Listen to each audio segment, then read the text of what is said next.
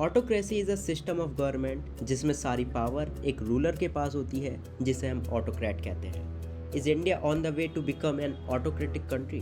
नमस्कार दोस्तों, आज की वीडियो में आपका स्वागत है। इस वीडियो में हम डिस्कस करेंगे क्या इंडिया एक डेमोक्रेटिक कंट्री से ऑटोक्रेटिक कंट्री बनता जा रहा है। तो शुरुआत करते हैं किस तरीके से इंडिया 1947 से अब तक एक डेमोक्रेटिक कंट्री रहा है, पर यह अब ऑटोक्रेटिक कंट्री बनता जा रहा है। ऑटोक्रेटिक कंट्री क्यों बनता जा रहा है, इसके सारे फैक्ट बेस्ड हम चैलेंजेस, रिकमेंडेशंस, सॉल्यूशंस आज की वीडियो में कवर करेंगे। तो आज की वीडियो हम सबसे पहले हिस्टोरिकल कॉन्टेक्स्ट से शुरू करेंगे कि किस तरीके से इंडिया 1947 से एक डेमोक्रेटिक कंट्री और एक बिगेस्ट इकोनॉमी रहा है until 1975 because of Indira Gandhi's emergency. Indira Gandhi emergency की वजह से सारी जो पावर थी वो सेंट्रलाइज्ड हो गई थी और स्टेट्स के पास कोई पावर नहीं रही थी, सारी पावर सेंट्रल गवर्नमेंट के पास आ गई थी, जिसकी वजह से वो एक ऑटोक्रेटिक गवर्नमेंट बन चुका था। किस तरीके से कोई कंट्री ऑटोक्रेट बनता है या फिर किस तरीके से कोई कंट्री डेमोक्रेट बनता है? बिकॉज ऑफ पीपल्स कौन सी गवर्नमेंट को चूज करेंगे, कौन सी गवर्नमेंट पावर में लाएंगे, ये सारा डिपेंड करता है कि कोई कंट्री डेमोक्रेट रहेगा या ऑटोक्रेट रहेगा। तो अब बात करते हैं इसके क्या क्या चैलेंजेस हो सकते हैं कि कोई कंट्री ऑटोक्रेट बन सके। सबसे पहले बात आती है इंटरनेट शटडाउन्स की, या फिर इंटरनेट्स के लोगों का पॉजिटिव वे में करंट गवर्नमेंट को दिखाना, उसका कोई नेगेटिव एक्सपेक्ट्स नहीं रखना।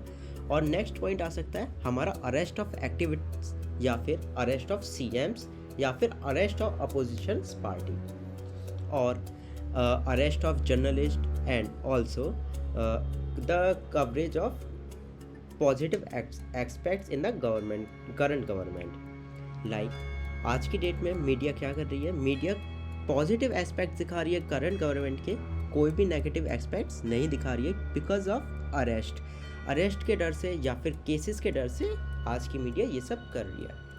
अगली बात आती है इकोनॉमिक पॉलिसी की।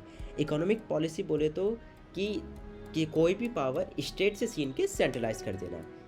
आज की डेट में लद्दाख इस बात में बहुत चर्चे में रहा है क्योंकि उसकी जो सारी पावर्स हैं वो स्टेट्स को छोड़ के सेंट्रलाइज्ड हो गई है, उसे एक यूनियन टेरिटरी बना दिया गया है, जिसकी वजह से सेंट्रल गवर्नमेंट उस लद्दाख के एरिया पर पूरा कंट्रोल कर सके।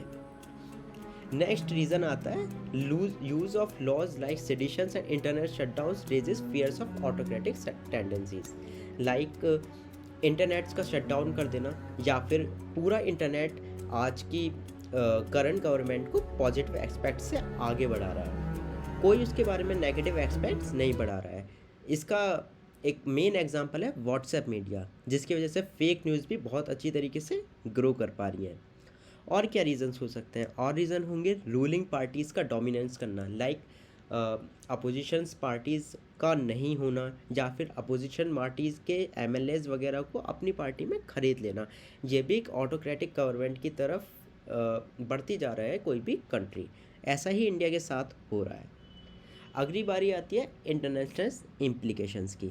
इंटरनेशनल इम्प्लीकेशंस में हम पूरी दुनिया से वर्ल्ड को कट ऑफ कर देते हैं, जैसा कि इस वक्त नॉर्थ कोरिया ने कर रखा है। नॉर्थ कोरिया पूरा वर्ल्ड से कट ऑफ हो रखा है। जो वहाँ के प्रेसिडेंट हैं किम जोंग उन, उन्होंने पूरा एक ऑटोक्रेटिक गवर्नमेंट बना रखा है, जिसकी वजह से ना पर वहाँ इम्पोर्ट हो सकता है ना कि वहाँ पे एक्सपोर्ट हो सकता है। अब क्या क्या चैलेंज आ सकते हैं? चैलेंज लाइक हमारी जो पूरी स्टेट्स की पावर है वो सेंट्रलाइज हो जाएगी और सेंट्रल गवर्नमेंट के हाथ में आ जाएगी, जिसकी वजह से हमारे पीपल्स के पास कोई लिबर्टी नहीं रहेगी अपना कुछ कहने के लिए, या फिर कुछ भी बोलने के लिए, या फिर अपनी बातें रखने के लिए। जो पूरा पावर है वो सेंट्रलाइज हो जाएगा, स्टेट के पास कोई पावर नहीं रहेगा। इससे हमारी फ्रीडम भी छीन सकती है। अब हम इसके सॉल्यूशंस क्या हैं कि कोई कंट्री ऑटोक्रेट ना बने या फिर वो डेमोक्रेटिक कंट्री रहे? इसका सबसे बड़ा सॉल्यूशन है इलेक्शंस, जो इस वक्त इंडिया में ऑन गोइंग है। आपको अपना हक है कि आप कौन सी गवर्नमेंट चूज़ कर रहे हो, या फिर आप कौन सी गवर्नमेंट को पावर में लाना चाहते हो जिससे आपको ज़्यादा से ज़्यादा बेनिफिट हो सके। तो आपसे रिक्वेस्ट है कि अपना वोट सही गवर्नमेंट को डालें, सही गवर्नमेंट को पावर में लाएं, जिससे आगे जाके इंडिया को कोई तकलीफ़ ना हो और किसी की फ्रीडम ना छीने और सबको इक्वल अपॉर्चुनिटीज़ मिले। तो एट लास्ट मैं यही कहना चाहूँगा, प्लीज़ अपना वोट जाके सही गवर्नमेंट को दें और सही गवर्नमेंट चुनें।